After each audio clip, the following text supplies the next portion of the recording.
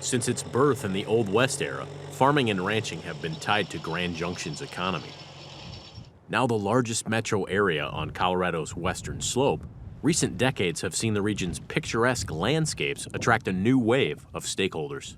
One of the challenges in the West right now is finding common ground between livestock producers and agriculturalists and outdoor recreation people.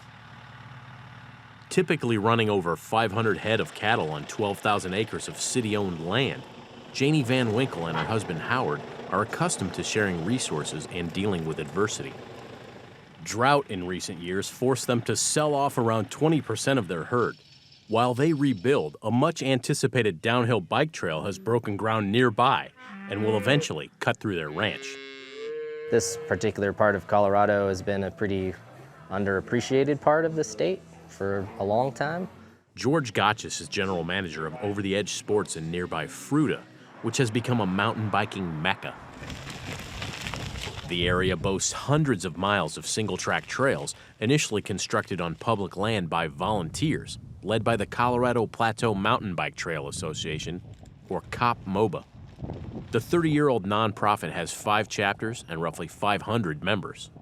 In 2016, the group's $1.6 million Palisade Plunge Trail proposal was given the go-ahead by state government, though no funds were allocated. COP-MOBA president Scott Winan says it's not uncommon for a new trail to take a decade from concept to completion, and cites responsible partnerships with federal, county, city, and other community partners. To build a mountain bike trail, we have to do a bunch of environmental studies, archaeological studies. It takes a lot of time, takes a lot of money, thousands and thousands and thousands of dollars. Initial trail plans would have sliced through the heart of the Van Winkles' lease with the city of Grand Junction. The ranchers were concerned that excess trash, trespassing, and habitat disruption would be a problem. Despite some missed opportunities early on, all sides were eventually able to come to the table, mend fences, and reach a consensus. They're going to cut across 2 corners of that property, and that'll work for us, and they're comfortable with it too. The trailhead will drop in atop scenic Grand Mesa, considered the largest flat-top mountain in the world at over 11,000 feet, and end 32 miles below in the town of Palisade. And then down on the other side of that ridge and drop. Some local business owners estimate trail users will generate a $2.5 million annual windfall for the region's economy. It's an epic ride, once-in-a-lifetime opportunity is what I'm told. I'm not a bicyclist. COP-MOBA and others stress their eye-opening multi-year discourse has helped community building between ranchers and cyclists. We both love the land. We use it slightly differently. So that's probably bound to bring some differences of opinion too. And the Van Winkles agree, even if sometimes it might be a tough pill for them to swallow.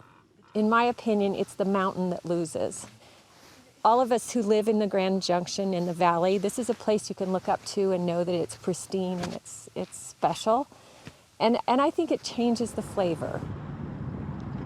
All manner of activity on western public lands, whether biking, grazing, hunting, or mining, to name a few, fall under the purview of the U.S. Bureau of Land Management.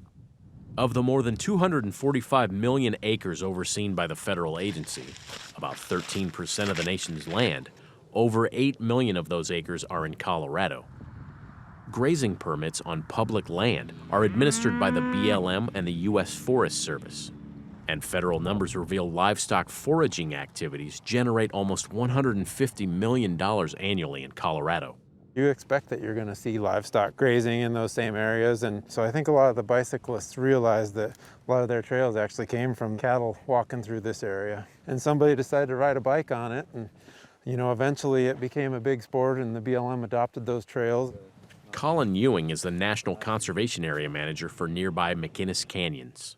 Some of these lands are just too dry or too rugged to make it make sense for farming, so they were never homesteaded, and they ended up being managed by the Bureau of Land Management for multiple uses.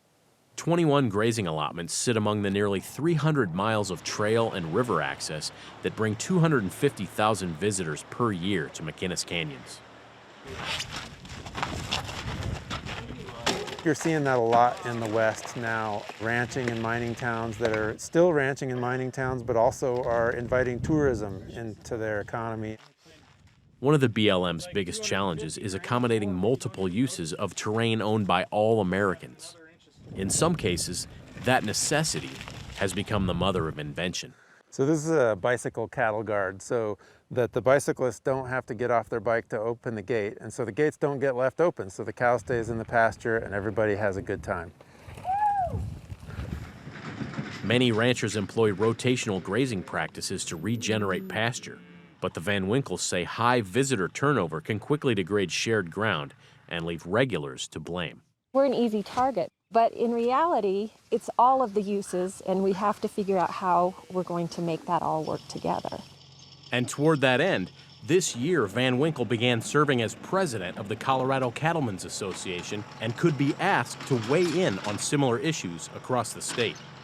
We were able to come up with a compromise, and I think that's really important no matter what we're talking about. Just understanding each other, that's a really important piece. For Market to Market, I'm Josh Bittner.